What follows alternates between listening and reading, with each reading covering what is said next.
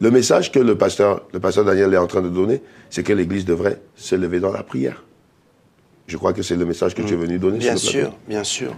Se lever dans la prière et puis accepter d'être beaucoup plus simple et de nous rencontrer entre pasteurs pour avoir du poids au niveau du gouvernement, montrer qu'on est un peuple uni, en fait.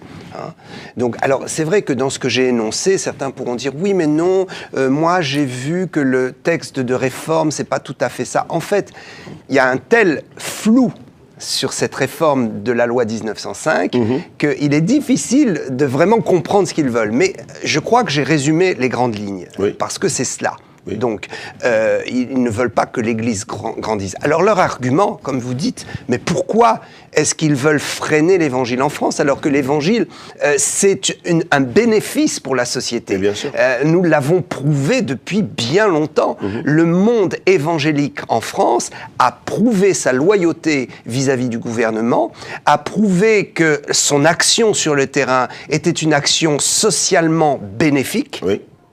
Nous avons également des témoignages qui ont été confirmés par la médecine que nous aidons les gens à rentrer dans une guérison, donc économie aussi pour la sécurité sociale. Bien sûr. Hein. Donc sur beaucoup de plans, nous avons prouvé que l'Église évangélique est un bénéfice et qu'il faut bénir les pasteurs, qu'il faut les aider, qu'il faudrait que le gouvernement subventionne même les pasteurs et les exonère de certaines charges, comme c'est dans certains États aux États-Unis. Bien sûr, hein. bien sûr. Et puis, donc, alors leur argument, c'est dire quoi ? C'est dire, voyez-vous, l'égalité, ça, c'est le mot, maître mot de la France. Oui. Nous voulons l'égalité. Or, qu'est-ce qui se produit aujourd'hui ? Il se produit qu'il y a une religion qui s'appelle l'islam, qui a une branche qui sort, qui s'appelle l'islam radical. Alors, nous voulons combattre l'islam radical. Pour combattre l'islam radical, il faut réformer la loi 1905 pour pouvoir avoir plus de contrôle.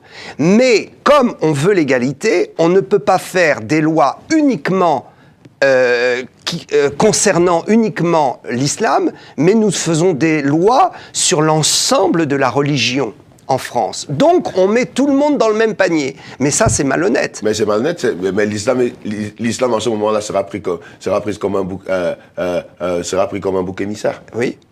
En fait, c'est le bouc émissaire pour qu'ils arrivent, qu'ils atteignent leur objectif, qu'ils s'étaient fixés bien au départ, avant même qu'il n'y ait cet islam radicalisé, selon eux. Ouais. Alors finalement, est-ce que ce ne serait pas une stratégie qui se retourne contre eux ? Est-ce qu'ils n'auraient pas dit entre eux, bon, on veut freiner les mouvements évangéliques en France, comment faire ? On va laisser un peu l'islam radical rentrer un peu. C'est grave ce que je dis, mais on connaît, nous, on est chrétiens, on sait que si Dieu existe, Satan existe aussi, bien que sûr. Satan a des plans très tordus parfois, et que donc ils disent on va laisser un peu le mal gangréner, et puis après on va dire comme ça, on contrôle la religion. Et comme on est dans un pays d'égalité, on ne peut pas faire uniquement des lois pour contrôler l'islam, mais on va faire des lois qui contrôlent l'ensemble de la religion. Donc, évidemment, les chrétiens et les évangéliques vont être pris dans le truc. Mais là, la machine s'est emballée.